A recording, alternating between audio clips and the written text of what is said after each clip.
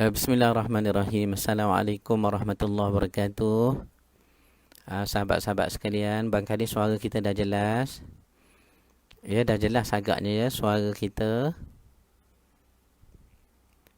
Baik, alhamdulillah. Terima kasih. Suara kita jelas insya-Allah ya. Alhamdulillah. Okey, baik. Alhamdulillah.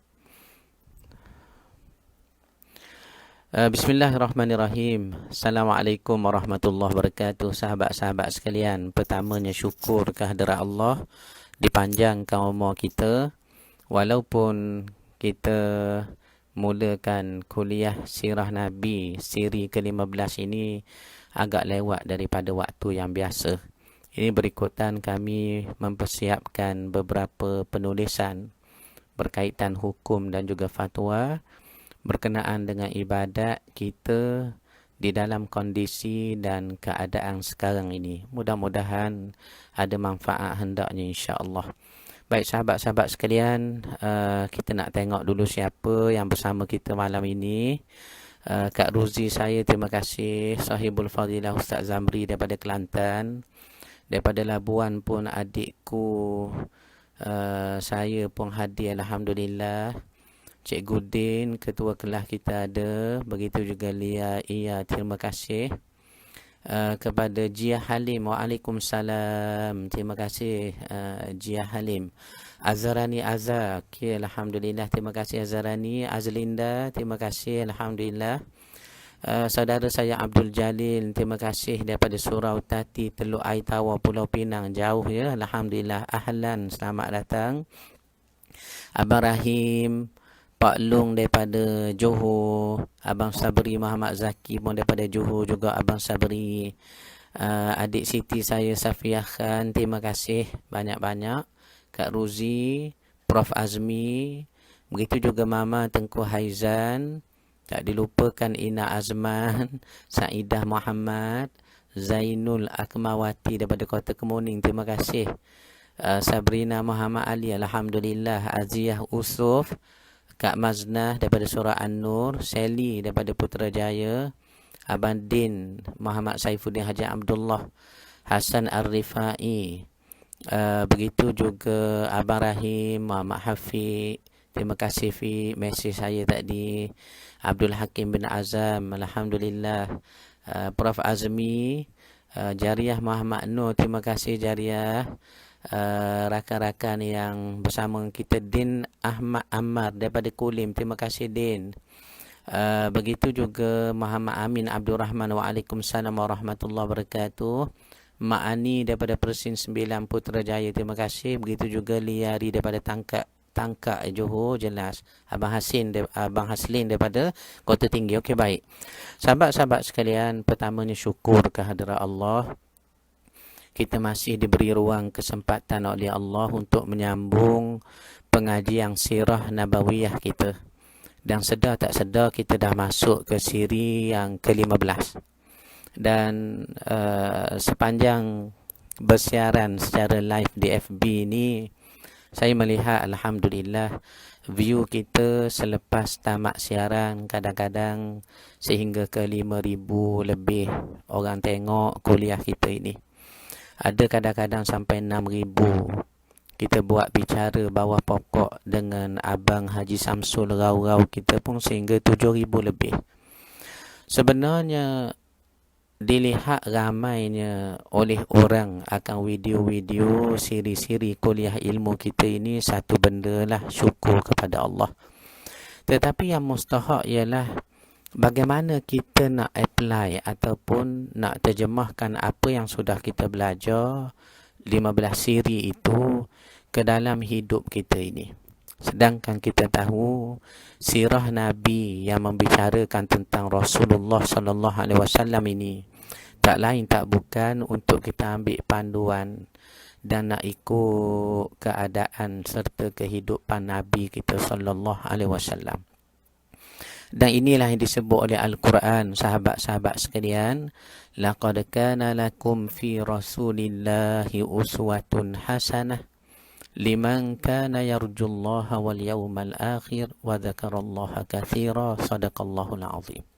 Sesungguhnya kata Allah, pada diri Rasulullah itu terdapatlah uswatun hasanah. Ulama menafsirkan kalimah uswah ni antara yang disebutnya ialah satu contoh dalam semua benda yang kita nak ikut. Contohnya sebagai satu orang sahabat, contoh sahabat terbaik ada pada Nabi. Contoh kalau nak kata seorang anak, contoh terbaik ada pada Nabi.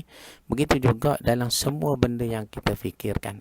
Ini ada penafsiran menyebut tentang kalimah uswah itu. Maka atas dasar itulah Kak Ramlah saya, begitu juga saudara Rusdan daripada Sibu Sarawak, Ustaznya Firdaus kita yang hadir pada malam ini sama dengan kita, yang paling besar dan mustahak dalam siri-siri kuliah yang telah kita belajar ini, bagaimana kita nak terjemahkan atau nak amalkan dan dijadikan panduan dalam hidup kita yang singkat ini. Baik, kita dah bahaskan semalam bagaimana Rasulullah sallallahu alaihi wasallam telah sampai Madinah. Maknanya perbahasan kita sudah sampai fasa baginda sallallahu alaihi wasallam ni di Madinah. Dan kita dah sebut dah, di Madinah ni bolehlah kita bahagikan kepada 3 fasa lah. Kehidupan di Madinah boleh kita bahagikan kepada 3 fasa. Pertama, fasa bagaimana nak membentuk keharmonian dengan masyarakat majmuk di Madinah. Kita tahulah di Madinah ni Kak Seb, Abang Rahim bukan sahaja orang Ansar, orang Madinah. Adanya Ahlul Kitab terdiri daripada Nasrani, dan ada juga guru kepada orang-orang Nasrani itu dijadikan guru oleh mereka. Siapa? Yahudi yang menetap, yang mendiami di Madinatul Munawwarah itu. Jadi golongan-golongan ini digambarkan walaupun tak tentang Islam, tetapi mereka tak nampak sangat sebelahkan Islam ataupun menyokong Islam. Maka atas asas itu piagam Madinah terbentuk. Antara tujuannya Nabi nak jaga hubungan sesama kita, Muhajirin Ansar, dan juga hubungan dengan orang-orang Yahudi. Sebanyak 24 fasal daripada 47 bahagian dalam piagam Madinah yang telah kita sebut semalam. Dan tempoh ini berjaga-jaga dengan orang-orang bukan Islam ini sehinggalah tahun 6 Hijrah terbentuk perjanjian kita, pelan perdamaian kita dengan orang-orang kafir yang diketuai oleh Suhail bin Amru sebagai ketua wakil bagi orang-orang musyrikin Makkah. Itulah dalam perjanjian Hudaibiyah pada tahun 6 Hijrah ni kita dah sebut semalam. Kemudian fasa kedua ketika kita di Madinah ni ialah fasa boleh kita sebut sebagai gencatan senjata. Ini yang disebut oleh Muhammad Al-Ghazali ya, di dalam karyanya dalam Fiqhus Sirahnya sebagai komentar terhadap fasa 6 Hijrah sehinggalah terbukanya Makkah, Fatah Mekah adalah fasa gencatan senjata. Kita tak berperang dan dilarang memerangi. Kemudian adanya isi-isi perjanjian dalam Hudaibiyah itu, hubungan orang Islam dengan bukan Islam walaupun tak bergaduh lebih baik sikit daripada sebelumnya. Ini fasa gencatan senjata. Dan ketiga tak lain tak bukan ialah fasa kejayaan dakwah dan risalah Nabi SAW sehingga ramai sangat orang masuk Islam ketika itu. Dan nasnya ada menyebut, menggambarkan kepada kita bagaimana orang masuk Islam. Idza jaa nasrullahi wal fath, bila datang pertolongan Allah, pembukaan dari Allah, wa ra'aitan nasa yadkhuluna fi dinillahi afwaja, kamu akan tengok orang masuk Islam tak putus-putus, Cikgu Din.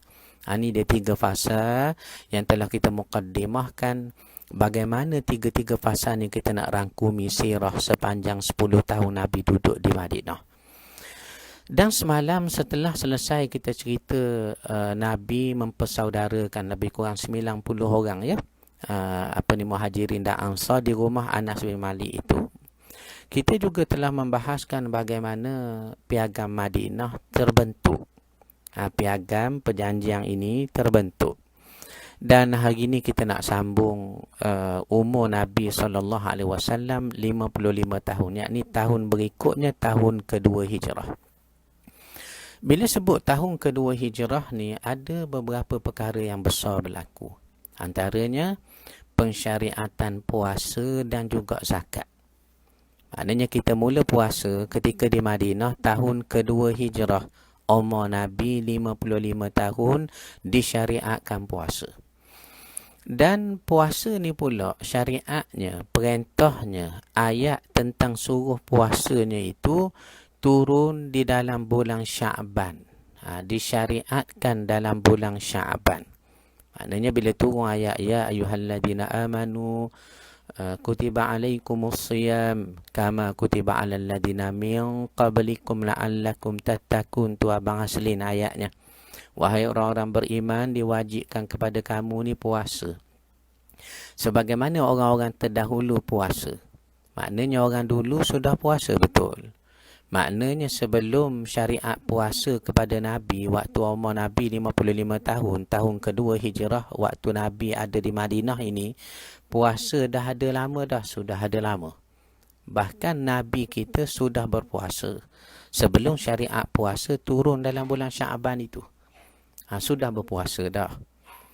Dan kata ahli tafsir seperti Imam Tabari, Qurtubi kah yang kita baca dalam kitab tafsir masing-masing, ketika menafsirkan ayat Al-Quran ini disebut bahawa bila Allah kata kama kutiba alal ladina min qablikum, ayanda cikgu saya, sebagaimana orang dulu pun puasa dah. Katanya mufassirin, scholars kita dalam bidang tafsir, apa katanya? Orang pertama puasa atas muka dunia tak lain tak bukan ialah Nabi Nuh alaihi salam. Nabi Nuh alaihi salam. Ni orang pertama puasa. Maknanya ibadat puasa tidak asing bagi Rasulullah, tidak asing bagi sahabat, tidak asing bagi orang-orang soleh terdahulu. Nabi Daud kita tengok puasa ya, selang sehari. Nabi Nuh memulakan puasa selepas selamat daripada banjir besar itu. Begitu juga Nabi-Nabi lain berpuasa kerana puasa sudah ada lama dah, Syaikuddin. Cumanya puasa yang disyariatkan kepada kita, yang kita sebut tadi dalam bulan Sya'ban tahun kedua hijrah, waktu tu umur Nabi 55, adalah dalil pensyariatan untuk dilaksanakan oleh Nabi dan orang Islam, puasa yang paling sempurna tata cara pelaksanaannya. Itulah sebulan, bulan Ramadan. Ya, kemudian diberinya kebaikan yang banyak dalam bulan Ramadan Al-Mubarak itu, yang berkat itu. Kemudian adanya fasa-fasa disebut dalam bulan puasa ni sebagai dilepaskan api neraka, bulannya rahmat, kemudian bulannya bersedekah. Disebut kebaikan yang banyak apabila disyariatkan puasa kepada Nabi kita sallallahu alaihi wasallam. Jadi puasa ni ayatnya turun dalam bulan Sya'ban. Turun dalam bulan Sya'ban Ina ya, jangan lupa. Terima kasih saudara saya, saudara Muhammad Nasir Damanghuri, terima kasih. Jadi ayat ni turun dalam bulan Sya'ban tahun kedua hijrah, umur Nabi 55 tahun. Walaupun umur Nabi 55 tahun turun perintah puasa, kita dah sebut tadi dan sudah faham tadi, puasa sebenarnya sudah lama dah ada. Dan orang pertama katanya ahli tafsir berpuasa atas muka dunia tak lain tak bukan Nabi Nuh alaihi salam. Dan juga kita dah sebut tadi, Nabi pun memang dah sedia ada puasa dah sebelumnya syariat puasa diturunkan kepada baginda dalam bulan Sya'ban. Tahun inilah tahun kedua hijrah. Satu peristiwa yang berlaku dalamnya bulan Sya'ban itu. Tahun kedua hijrah, satu. Kedua, sahabat-sahabat sekalian juga, kita tak lupa Nabi SAW berperang juga dalam bulan puasa, peperangan pertama. Peperangan pertama yang Nabi sertai. Betul Cikgu Din, kita belajar sirah dalam siri-siri yang lalu, kita pernah sebut dulu. Peperangan pertama yang Nabi sertai ketika umur 15 tahun. Peperangan itu bernama Peperangan Al-Fijjar. Kita dah sebut dah dulu. Tapi dalam konteks peperangan dengan orang kafir yang Nabi sendiri berperang. Inilah peperangan pertama, peperangan Badar. Dalam bulan puasa juga. Pada tahun kedua hijrah, umur Nabi 55 tahun. Maknanya, kita perang dalam bulan puasa. Diwajibkan berperang tu dalam bulan puasa. Perintah berperang. Dan puasa pun turun sebelum bulan Ramadan. Perintahnya yakni bulan Sya'ban. Dan pelaksanaannya bulan Ramadan itu juga. Bayangkan berperang sambil puasa. Walaupun ada ruksah, walaupun ada keringanan bagi musafir kah, bagi orang yang dalam keadaan darurat kah, dalam keadaan yang diizinkan syarak kah, tetapi nak beritahunya serentak.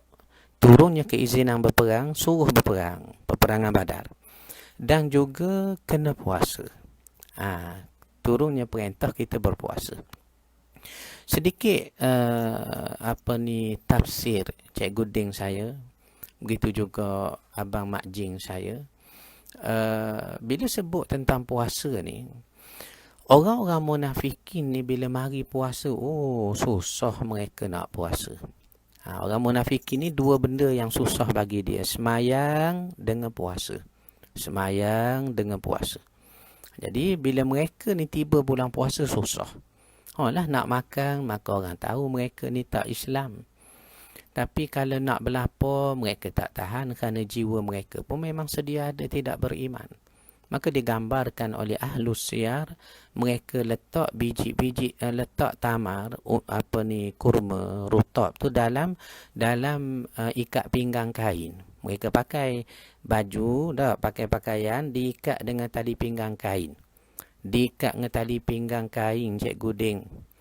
Diikat dengan tali pinggang kain, cempaka ya baik. Mana diikat dengan kain, dalam tu ada kurma, ada rutab. Tujuan dia tak lain tak bukan. Mereka ni letak kurma dalam tali pinggang kain supaya bila orang Islam jumpa dengan orang Islam nampaklah macam puasa, tapi bila orang Islam jauh sikit sampai lorong-lorong sunyi tak ada orang, mereka buka makanan makan. Mereka makan. Ini orang munafikin rasa sukar, susah bila mari bulan puasa dan juga bila nak mendirikan solat. Dan mereka ini datang bertemu dengan orang-orang Islam, melemahkan semangat orang Islam. Dibisik-bisiknya, jangan keluar berperang ni, kan panas. Ada Allah Ta'ala gambarkan sifat orang munafikin. Pernah mereka ni datang bertemu orang Islam, nak lemahkan semangat orang Islam, jangan berperang. Apa Allah Ta'ala rakam dalam Al-Quran, dalam satu-satunya surah yang tak ada bismillah itu. Yang tak ada bismillah itu, Mazni. Surah At-Taubah ataupun nama lainnya surah Bara'ah ya. Apa disebut ayatnya? Berkata orang munafikin, waqalu la tanfiru fil har. Mereka berkata jangan keluar panah ni. Nak pergi perang guana tengah panah ni. La tanfiru fil har. Allah ajar Nabi. Allah ajar Nabi. Allah ajar Nabi. Allah ajar orang Islam. Jawab. Apa dia? Kul nar jahannam ashaddu harran law kanu yafqahun. Katakanlah bahawa api neraka itu lebih panas lagi. Lebih panas lagi. Memang cuaca ni panas. Sehingga dibisik-bisikkan oleh orang munafikin jangan perang, panas sangat. Tetapi Allah turunkan satu kata-kata putus, suruh orang Islam pegang prinsip ini dan beritahu orang munafikin begitu juga, betul panas. Tetapi naru jahannam asyaddu harra. Api neraka tu panas lagi. Ini dalam surah Taubah ataupun surah Bara'ah itu. Baik sahabat-sahabat sekalian, maka tercetus peperangan Badar. Kita lebih kurang 313 orang lebih lah. Sedangkan orang-orang kafir lebih kurang 1,600 orang lebih kurang. Mari nak berperang dalam peperangan Badar kita itu.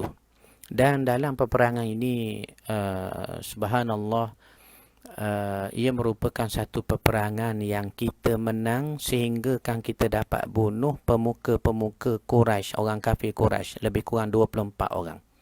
Ahlus Siyar mengabarkan dalam kitab sirah, bahkan kitab sirah kita ini pun Ar-Rahiqul Makhtum ini pun yang dikarang oleh Safiyur Rahman Al-Mubarakfuri ini pun menggambarkan lebih kurang 24 orang pemuka Quraisy mati mati dibunuh. Utbah bin Rabi'ah yang mula-mula mencetuskan peperangan. Dalam peperangan Badar ni hak mula-mula buat kes, buat pasal, buat orang kata nak cari masalah. Utbah bin Rabi'ah dulu.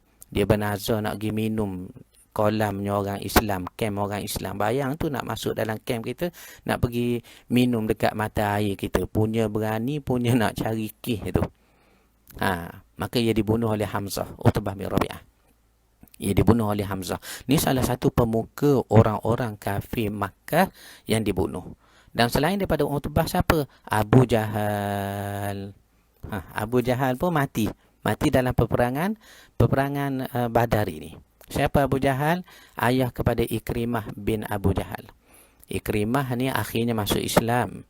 Tapi sebelum itu dia sempat memerangi Rasulullah sallallahu alaihi wasallam, iaitulah di perangnya Nabi, sehingga peperangan Uhud pun dia masih berperang, masih memerangi Nabi bersama dengan Khalid ibn al-Walid. Khalid ibn al-Walid, Saifullah, pedang Allah itu, sebelumnya tak masuk Islam.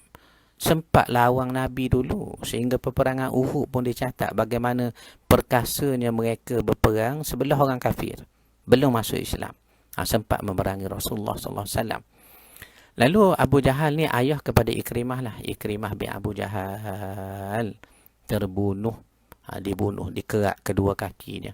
Melawang lagi, sebelum itu dikerak tangannya, akhirnya mati. Dan kesemua mayat-mayat tentera kafir ini Nabi suruh humban dalam satu telaga buta di medan Uhud, di medannya Badar itu. Dan sahabat-sahabat sekalian, sebenarnya kalau kita baca dalam sirah kita ni, Nabi SAW telah pun melancarkan beberapa operasi ketenteraan lah. Kita panggil Sariyah. Ghazwah dan Sariyah. Peperangan dan juga operasinya ketenteraan lah. Sebelum peperangan Badar ni paling kurang sirah mencatatkan 8, lebih kurang ya. 8 Sariyah, operasi ketenteraan. Maknanya nak pantau dulu keadaan musuh sebelum meletus peperangan yang sebenar ni. Antaranya subhanallah, saya terasa sikit ya bila tengok mesej daripada terindu kepada Mekah Madinah tu, mari terasa sikit saya ya tuan-tuan ya. Mudah-mudahan Allah Ta'ala selamatkan kita, dapat kita berkunjung ke rumahnya Allah, Baitullah wa Baitul Atiq itu, insya-Allah, mudah-mudahan. Baik. Maka apa jadi tadi? Katanya lebih kurang 8 siri Sariyah, operasi ketenteraan. Antaranya operasi Sariyah apa tu yang kita nak sebut tu? Sariyah Saiful Bahri. Sariyah Saiful Bahri, Sariyah Abwa, sempadan tempat antara Mekah Madinah pun ada Sariyah, operasi ketenteraan di situ. Tempat makam Nabi, bonda Nabi dimakamkan di Abwa itu pun ada Sariyah Abwa, Sariyah Saiful Bahri, Sariyah Rabiq pun ada juga. Ini berasaskan kepada nama-nama tempat terlaksananya operasi itu. Waalaikumsalam saudara Mahdi, terima kasih. Ramai rakan-rakan kita masuk malam ini ya. Saya tengok sikit, seorang dua. Mak Salmi, terima kasih Mak. Begitu juga rakan-rakan yang masuk, mungkin saya tak sempat sebut tadi, saya baru nak sebut ni. Cempaka Putera dari Ina Azman ada. Begitu juga Zahari Nur Embung, terima kasih Zahari daripada Pulau Tioman. Alhamdulillah. Sama-sama saudara saya Ahmad Nasir Zakaria, terima kasih saudara saya. Begitu juga rakan-rakan yang berkesempatan ikut kuliah sirah kita malam ini, siri yang ke-15 dah. Okey, kita nak sambung. Lalu peperangan Badar tadi meletus ya. Dan kita tak mahu detail lah tentang peperangan itu. Cuma kita nak sebut ringkas-ringkas dalam siri peperangan Badar ini. Antaranya ada satu riwayat yang dicatatkan oleh Ahlus Siyar dan dimuatkan dalam karya asas pengajian sirah kita ini, Ar-Rahiqul Maktum. Apa dia? Satu orang sahabat, cerita ni menarik Cikgu Din, kita nak ambil contoh ni. Satu orang sahabat bernama Sawad ibn Gharizah. Seingat saya Sawad ibn Gharizah. Jadi Sawat ibn Gharizah ni digambarkan orang miskin sangat, Cikgu Din. Orang miskin, orang susah, orang sesak, orang rohak. Macam saya ni lah rohak, orang ulu, susah, contohnya. Jadi, Cikgu Din, Sawat ibn Gharizah ni punya miskin, susah, tetapi dia mari juga perang. Sebab orang perang dulu dah, dalam surah Taubah ada sebut. Yang mana ada unta, beri unta kepada orang Islam. Kalau tak lagi perang, apa ada harta, ambil lah. Kami ni uzur, tak boleh nak pergi perang. Ini punya orang naknya berjihad. Yang mana ada duit, beri duit. Yang ada anak, hantar untuk khidmat kepada agama. Maka Sawat ibn Gharizah ni tak ada benda nak beri Cikgu Din, orang susah. Punya susah, riwayat kata sampai baju tak ada. Seluar ada lah, baju tak ada. Mana susah sangat tu. Ia mari ke medan perang Badar. Digambarkan dalam keadaan susah, baju pun tak ada. Maka Nabi terima dia berperang. Dia ada modal. Modal apa? Nyawa. Berjihad. Keyakinan. Iman. Maka Nabi buat apa dia? Nabi atur pembarisan. Mana tengok Nabi ya, walaupun perang kita kata tak betul-betul bersungguh. Atur peperangan tu. Pembarisan tu. Riwayat kata, sewaktu Nabi atur pembarisan, Sawat ni dia duduk depan sikit. Tak betul barisan dia. Barangkali macam dalam saf tu Cikgu Din, dia depan sikit banding orang lain. Kenapa kita kata gitu? Sebab riwayat kata Nabi cocok perutnya. Bukan nak cocok sangat. Nak tolak lah Cikgu Din. Nak tolak sikit. Biar dia mengundur ke belakang sama dengan barisan lain. Dan Nabi tolak dengan batang anak panah yang belum dipasangkan matanya. Maknanya anak panah dulu, nak guna kena pasang mata dulu. Tu yang kita baca dalam sirah tu. Ketika peperangan Nabi kali pertama, umur Nabi 15 tahun, Cikgu Din, Azam, hakim saya, begitu juga Liari, rakan-rakan yang masuk malam ni, Abang Hasling. Apa disebut? Nabi dulu waktu perang Al-Fijar, umur Nabi 15 tahun tu. Kalau tempat kita dekat Tan 3 tu, lebih kurang umur itu. Nabi tidak menghunus pedang atau memanah musuh, tidak. Tetapi tugas Nabi apa dia? Pasang mata anak panah untuk diberi kepada bapa-bapa saudara Nabi, Abu Talib, Hamzah, Abbas yang terlibat dalam peperangan itu. Maknanya anak panah dulu ni nak guna dipasang matanya. Maka dalam peperangan ini Badar, kita sebut riwayat Sawat ibn Gharizah, Nabi ambil batang anak panah, belum ada mata lagi. Nabi cocok perutnya, nak suruh ngundur sikit. Begitu.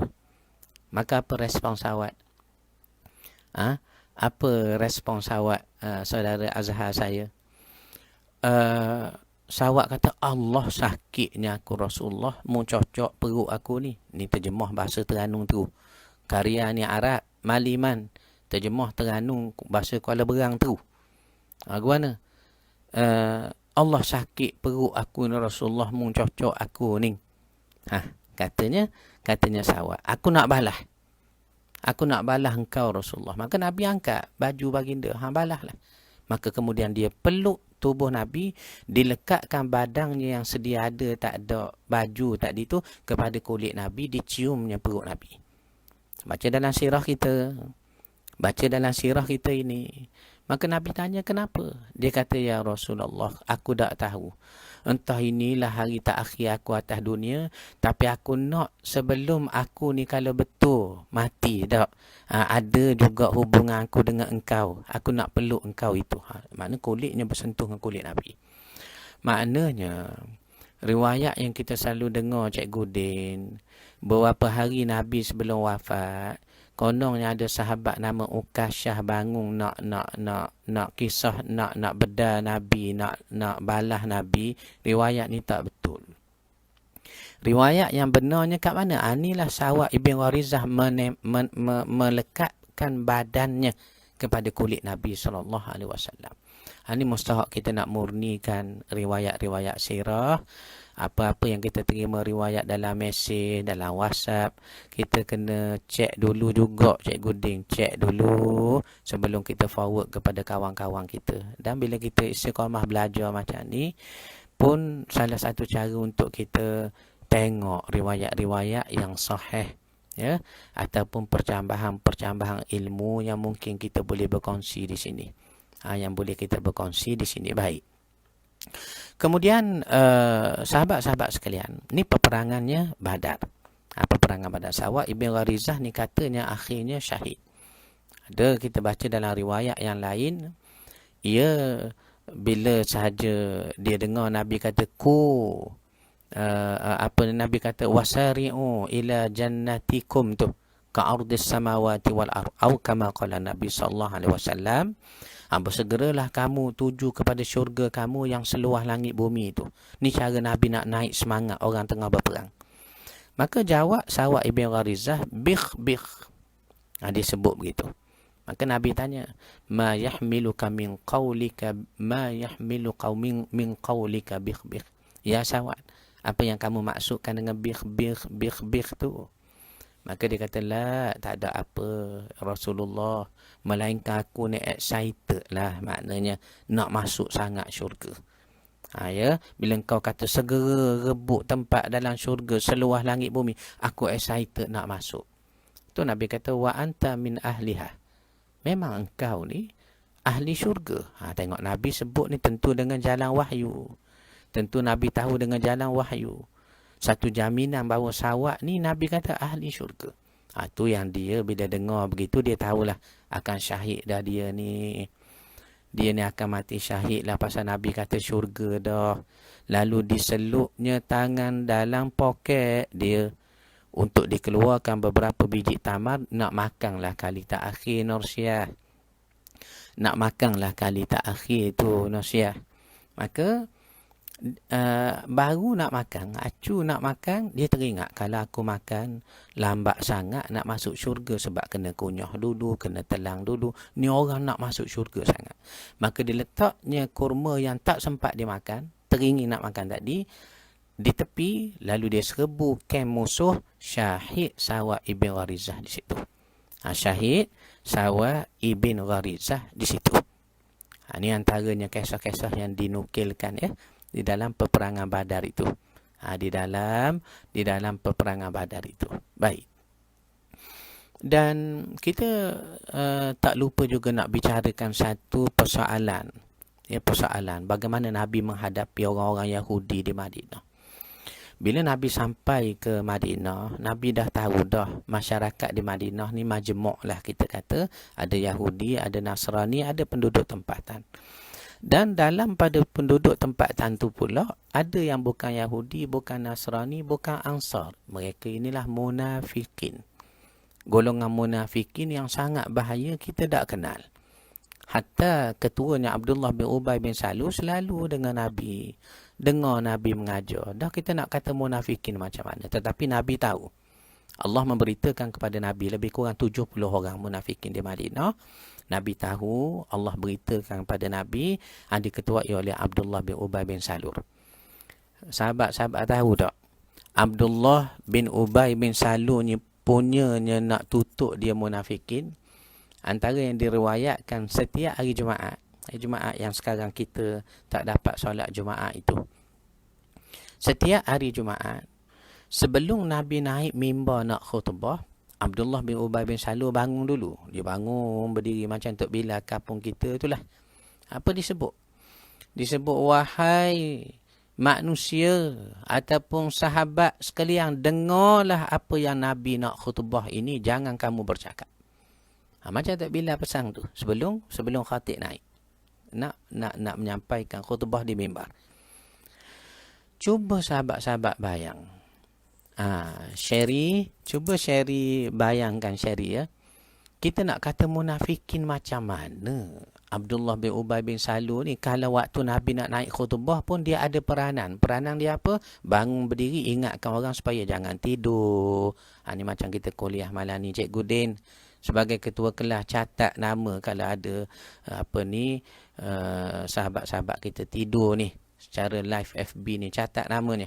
Jadi Sherry boleh bayang tak kata munafik macam mana Abdullah bin Ubay bin Salul, kalaupun begitu sekali peranan dia yang dia tunjuk-tunjuk kepada orang ramai, tunjuk-tunjuk kepada Nabi sallallahu alaihi wasallam, tetapi Nabi tahu inilah ketua munafikin di Madinah. Dan dalam menghadapi dakwah kepada ahlul kitab nak ajak masuk Islam, Nabi bersolat menghadap Baitul Maqdis. Soalnya ada orang tanya, apabila selesainya Isra' Mi'raj kita, apakah memang awal-awal kita kena semayang menghadap Mekah dulu, cuma kita jadi menghadap Baitul Maqdis itu sewaktu kita mula sampai ke Madinah? Maka jawapan dia pertama, ada yang mengatakan kiblat asalnya memang ke Makkah, Kaabah. Kemudian sehinggalah Nabi SAW hijrah, tidak memungkinkan Nabi ni nak menghadap juga Kaabah kerana kedudukannya belakang, membelakangkan Kaabah, kalau perintah Tuhan suruh menghadap Baitul Maqdis sebagai kiblat dalam solat. Satu. Ada pandangan kata juga tidak, asalnya memang menghadap kepada Baitul Maqdis. Maka ketika di Mekah, Nabi boleh ambil sedikit ke arah utara supaya sempadan Baitul Maqdis kiblatnya lah, dan juga kiblat bagi Kaabah itu selari. Tetapi tidak mungkin berlaku bila Nabi hijrah ke Madinah. Bila hijrah Madinah, Nabi perintah solat menghadap Baitul Maqdis, maka Kaabah di belakang Nabi. Walaupun Nabi tak berapa orang kata lapang, tenteram hati, kerana Nabi nak sangat menghadap kiblatnya Ibrahim alaihissalam, moyangnya. Kita sempat semayang menghadap Baitul Maqdis berapa lama? Berapa lama dah kita semayang menghadap Baitul Maqdis kiblat kita? Selama 17 bulan lebih kurang ya. Ada yang kata 15 bulan, yakni setahun 3 bulan. Ada yang kata 17 bulan, yakni setahun 5 bulan. Kita sempat semayang menghadap Baitul Maqdis sehingga turun perintah memalingkan kiblat wajah kita ke Masjidil Haram semula. Ayat ini disebut dalam suratul Baqarah. Qad nara taqalluba wajhika fis samai falanuwalliyannaka qiblatan tardaha fawalli wajhaka syatral Masjidil Haram. Kerap kali Muhammad, kami tengok engkau ni nak sangatlah berdoa pada kami nak balik menghadap kiblatnya di Masjidil Haram. Maka Tuhan kata fawalli wajhaka syatral Masjidil Haram, kembalilah kamu menghadapnya syatrah. Ada dibahaskan sikit oleh ahli tafsir tentang kalimah syatrah itu. Okey, baik. Kita tak nak panjang soal itu. Cuma nak kata apabila yang menghadap Baitul Maqdis ni rupanya salah satu bentuk dakwah Nabi kepada ahlul kitab, nak gambarkan agama kamu, syariat kamu dengan kami datang daripada sumber yang satu. Tapi betul sungguh, orang Yahudi puasa, sahabat-sahabat sekalian. Kita pun puasa. Orang Yahudi semayang, ada rokok, ada sujud, ada qiblat, ada ambil semayang, ada bilangan rakaat, ada lafaz syahadah dalam bahasa dia. Kita pun semayang juga. Nak menunjukkan apa? Syariatnya asal daripada Allah yang satu. Cuma pelaksanaannya berbeza. Bila datang syariat Islam membatalkan semua sekali syariat terdahulu. Tetapi ini salah satu bentuk dakwah Nabi kepada orang-orang ahlul kitab. Sebab itu ada yang menyatakan bahawa awalnya penampilan Rasulullah SAW ni tak jauh daripada ahlul kitab. Penampilan Nabi, kerana Nabi suka orang-orang agama. Nabi suka ahlul kitab kerana mereka ni mewarisinya kitab-kitab walaupun sudah diselewengkan. Tapi mereka orang yang tahu apa isi kitab, apa yang disebut tentang Nabi akhir zaman nak mari di sini. Macam kita sebut semalam, Ibnu Haiban, siapa guru kepada Abdullah bin Salam. Yang mana Abdullah ni nama asal dia apa dia? Husain dengan sa, Husain. Jadi Abdullah bin Salam, gurunya Ibnu Haiban, satu orang Yahudi. Ya, dari mana Ibnu Haiban ni kita dah sebut semalam, daripada Syam, Syariah. Dia sanggup tinggalkan bumi yang subur itu di Syam untuk datang ke Yathrib, bumi yang kering kontang. Kenapa? Dia sebut kepada Yahudi lain. Aku datang tak lain tak bukan kerana Nabi yang disebut dalam kitab kita akan datang ke tempat ini. Ke tempat ini. Jadi Nabi suka ahlul kitab ni kerana ada di kalangan mereka beriman, minhumul mu'minun. Tetapi wa aktsaruhumul fasikun, banyak sangat yang fasik, Baik. Kemudian sahabat-sahabat sekalian, apa ni kita bercakap tentang penampilan Nabi tadi. Pada awalnya ialah seakan-akan ahlul kitab. Bagaimana? Nabi pakai jubah labuh sampai kaki. Sebelum itu tak ada lagi larangan isbal, melabuhkan pakaian melebihi buku lali. Yang dibincangkan ahli fiqh berdasarkan hadis itu, apa hukumnya? Makruhkah? Haramkah? Tapi ini bukan masa kita nak sebut. Cuma waktu itu awalnya Nabi melabuhkan pakaian. Seperti penampilan ahlul kitab. Dan disebut Nabi berpakaian, kalau pakai kopiah, pakai serban tak? Dalil sabit Nabi ni pakai serban. Kita tengok pada hujung bulan Safar ada hadis menyebut Nabi sakit kepala selepas menguruskan jenazah sahabat di Baqi'. Nabi mengadu sakit kepala, lalu sahabat pegang kepala baginda yang mulia dari atas serban. Ini antara dalil Nabi memang pakai serban. Nabi pakai serban ataupun kopiah pada peringkat awal. Kalau jubah labuh seperti ahlul kitab. Bahkan kopiah pun macam ahlul kitab juga. Dari sudut apa? Cara pakai. Nabi angkat sikit piah, menjulurkan rambut ke depan. Julurkan rambut ke depan. Julurkan rambut ke depan. Macam kita lah Cikgu Din sekolah dulu. Tak? Sekolah Arab pakai sokok. Bila balik panas sekarang angkat sikit, keluar jambul. Kita pun tiup jambul tu. Gitulah. Maknanya Nabi melepaskan sedikit rambut di depan sebagai penampilan ahlul kitab. Nabi kasih kepada ahlul kitab. Tetapi kedengkian orang-orang Yahudi, orang-orang Nasrani ini kepada Nabi SAW, walaupun mereka tahu Nabi benar, tapi kerana bukan daripada nasab mereka Bani Israel, maka Allah turunkan berita bagaimana kufur mereka, fasik mereka, mendustakan kebenaran yang ada dalam kitab mereka itu. Antaranya Nabi SAW. Kalau kita tengok kepada satu karya yang dikarang oleh Rahmatullah Al-Hindi. Rahmatullah Al-Hindi. Kalau tengok di atas sana, ada bukunya. Rahmatullah Al-Hindi, iaitulah karyanya yang berjudul Izharul Haqq. Izharul Haqq. Beliau menulis karya ini pada tahun 1915. Cikgu Ding 1915. Dan karya inilah yang diguna pakai oleh satu pendebat terkemuka dalam Islam yang Allah Ta'ala beri mahir dalam bidang comparative religion, muqaranatu adyan, iaitulah almarhum Syekh Ahmad Husin Didat tu. Ahmad Didat tu. Beliau kata, komentar Ahmad Didat sendiri. Apa beliau kata? Buku inilah menyebabkan aku ni berubah daripada kerja jual garam dan gula, tetapi menjadi pendebat terkemuka. Buku yang kita sedang nak sebut ni, Rahmatullah Al-Hindi, ditulis pada tahun 1915. Karyanya berjudul Izharul Haqq. Apa yang saya nak sebut? Dalam karya ini ada dinyatakan tentang ahlul kitab, Yahudi baik, Nasrani baik, dia kenal Nabi SAW. Bahkan dia kenal dengan nama, dia kenal dengan sifat, dia kenal dengan janji Allah kepada Musa yang akan utuskan Nabi itu selepas ini. Konongnya lah. Ada disebut dalam karya mereka itu dalam Deuteronomy, Genesis, Leviticus, Numbers, Exodus dan Deuteronomy. Dalam Deuteronomy, bab 18 ayat 18, chapter 18 verse 18 tu. Adalah konongnya disebut, wahai Musa, Allah berfirman pada Musa, aku akan utuskan seorang Nabi kepada mereka ni, yakni orang yang selepas ini, Nabi itu seperti engkau. Ini sebagai satu ramalan, profesi.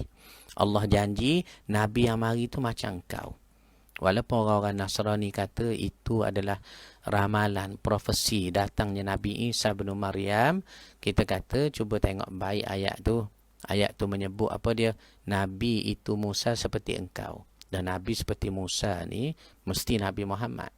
Sebab Nabi Isa tak sama dengan Musa, ya. Antaranya Musa ada ayah, Nabi Isa tak ada ayah. Musa berkahwin, Nabi Isa katanya tak sempat kahwin. Walaupun ada riwayat kata mengikut pandangan mereka lah. Dia sempat berkahwin dengan murid perempuannya Yahudi juga, Maryam Magdalena, Mary Magdalene. Tapi kebanyakan riwayat kata tak betul. Tak menikah pun, tak pernah menikah. Begitu juga Nabi Musa wafat, Nabi Muhammad begitu juga. Nabi Isa terus dia angkat ke langit. Maka kita yakin berdasarkan sifat, bahkan nama, bahkan ciri disebut dalam kitab mereka itu kedatangan Nabi. Sebab tu Nabi sayang Ahlul Kitab ni. Sehingga uslub Al-Quran pun bila panggil Ahlul Kitab, ya Ahlul Kitab, tidak panggil wahai orang kafir.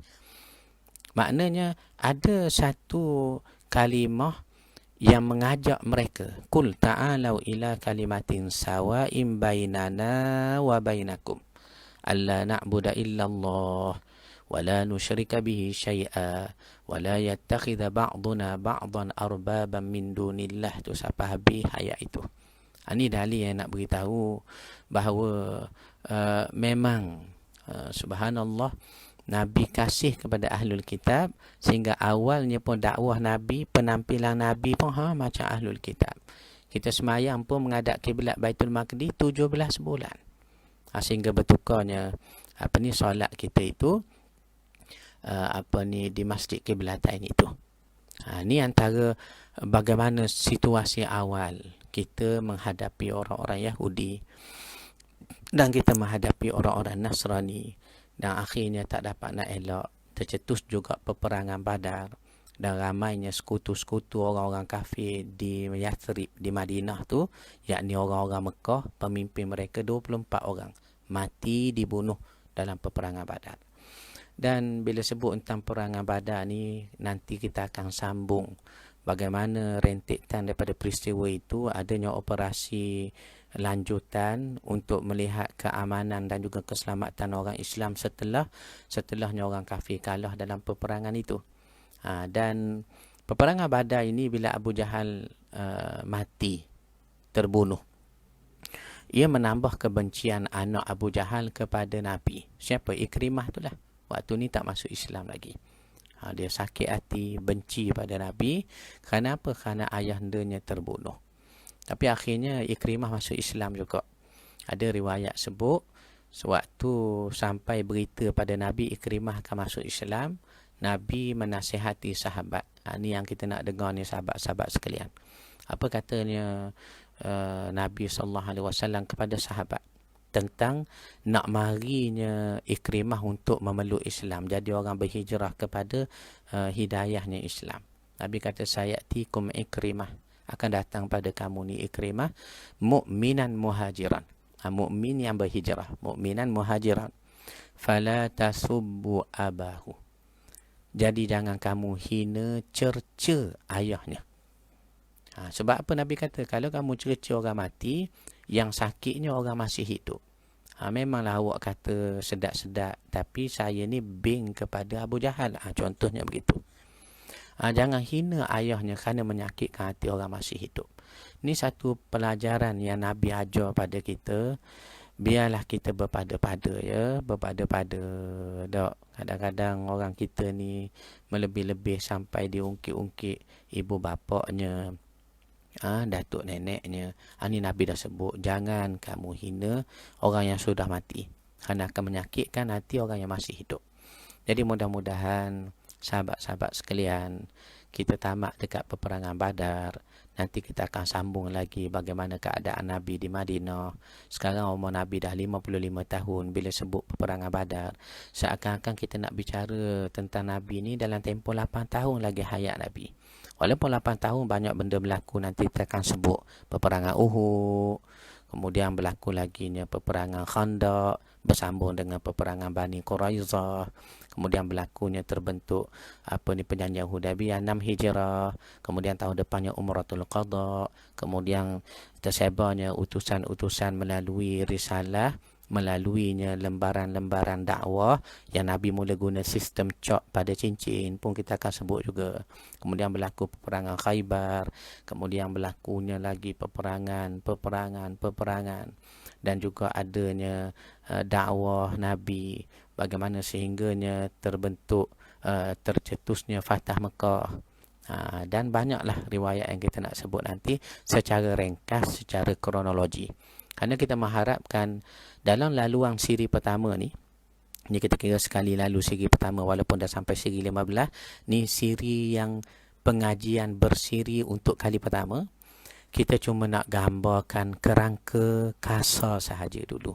Untuk sahabat-sahabat kenal, dan saya pun nak kenal dengan lebih, orang kata mendalam tentang Nabi, kita sentuh kerangkanya dahulu. Jadi saudara-saudara sekalian, sahabat-sahabat sekalian, kita akan tawakuf di sini dahulu. Jangan lupa besok 11.30 pagi, panjang umur saya, panjang umur sahabat-sahabat sekalian, kita akan bertemu di bawah pokok sana dengan tajuk kita seperti lazimnya, tasawuf ataupun sufism. Sufism. Kita nak tengok sahabat-sahabat kita. Terima kasih Bonda Umi, Zahara Ali, terima kasih Kak Zahara. Begitu juga Firdaus Abu Muaz, terima kasih Abu Muaz. Begitu juga Kak Mazna, Kak Ruzi, Ina, Azlinda, Syam, Firdaus Muhammad Salmi Baki, rakan-rakan Nur Azman Iksan, terima kasih banyak Nur Azman. Betul Nur Azman, betul. Begitu juga rakan-rakan yang lain, Kak Farah Majid, terima kasih Kak Farah. Kak Nur Saadah, waalaikumsalam Kak Nur, sihat Kak Nur ya. Begitu juga Azif Cipul, terima kasih Zif. Ya. Begitu juga rakan-rakan yang lain ni ramai ya. Hamidi Muhammad, terima kasih daripada Pasir Mahdi, terima kasih di Abadin daripada Johor, terima kasih bang. Begitu juga Ayanda Haji Kasman, terima kasih Ayanda Cikgu. Prof Azmi, Abang Rahim, Muhammad Amin Abdul Rahman, terima kasih Muhammad Amin, Mama Tengku Haizan, saudara saya Bobby Bull, Kak Nur Mimi, Muhammad Hamidi Ismail, bawah pokok pula esok. Betul di esok di, jangan lupa 11.30 di. Mahdi Mustafa, terima kasih. Kekanda saya Profesor Dr. Muhammad Nazri Yazid, terima kasih Prof Abang Yi kerana menjadi orang depan. Tolong jaga kemaslahatan kami ni. Siapa sanggup berkorban di hospital tak tidur, terima kasih Prof Muhammad Nazri. Maliman, Tengku Rusnani, terima kasih anak beranak kita ni. Cik Mak Suhaimi, Liari, Abu Muaz, Kak Fika, Haji Muhammad Arsyad daripada Kuala Berang. Begitu juga rakan-rakan Nazir Mak Daud, terima kasih. Terima kasih Kim. Rakan-rakan lain, saya nak tengok lagi ni siapa yang saya tak sebut lagi ni. Nak kena sebut kawan-kawan kita. Zamri, terima kasih. Adikku Ni Iznan daripada Labuan, jauh datang, terima kasih. Jia, terima kasih Jia. Lia, terima kasih. Azlinda Abu Bakar, Abdul Jalil, Pak Long, Abang Sabri daripada Johor, adik Safia, begitu juga Ibu Radin Jamalia, Prof Azmi, Ina Azman, Saidah Muhammad, terima kasih. Kak Zainul Akmawati Kota Kemuning, Sabrina Muhammad Ali, terima kasih. Aziyah Yusuf, Sali Rahman, Abang Din, Saifuddin Haji Abdullah, Hasan Ar-Rifai, Muhammad Afiq, terima kasih Fia, Hakim, begitu juga Jariah, rakan-rakan yang lain. Din Ahmad Ammar Kulim, terima kasih Din. Besok jangan lupa Din, 11.30 Din, 11.30 besok Din. Muhammad Amin Abdul Rahman, Ma'ani Persin 9 Putrajaya, Abang Hasli Hasan daripada Kota Tinggi, Uwan Molek, Muhammad Rais, terima kasih Kak Uwan. Begitu juga Kak Ramlah saya, waalaikumsalam. Saudara Rusdan daripada Sibu, terima kasih dan jauh datang. Dan besok jangan lupa dan 11.30 insyaAllah dan ya. Kak Sep, begitu juga rakan-rakan kita yang lain ni. Siapa lagi tu? Cempaka Putih ada, Muhammad Nasir dan Manghuri, terima kasih Syekh. Ahmad Nasir Zakaria, terima kasih Mak. Abang Zaharino, terima kasih. Pulau Tiamang jauh. Begitu juga rakan-rakan yang datang malam ini semuanya. Mudah-mudahan selamat berkat hendaknya. Aku qauli hadza wa astaghfirullahal azim li wa lakum. Wassalamualaikum warahmatullahi wabarakatuh. Mahdi Mustafa. Begitu juga rakan-rakan Maliman. Begitu juga semua sahabat-sahabat yang sempat saya baca, Nursiah Ali. Begitu juga Bonda Umi. Terima kasih Bonda Umi mengimbau Ustaz masa Bonda belajar dulu. Betul Bonda. Mudah-mudahan kita ingat balik. Sherry, terima kasih Sherry. Selalu istiqamah kuliah kita Sherry ya. Zaharah Ali. Begitu juga Abu Muaz. Sahabat-sahabat semua sekalinya. Mudah-mudahan selamat berkat hendaknya. Mudah-mudahan kita jumpa lagi besok Azhar Ulu insya-Allah. Assalamualaikum warahmatullahi wabarakatuh. Terima kasih Azharani Azhar. Terima kasih. Alhamdulillah Rabbil Alamin.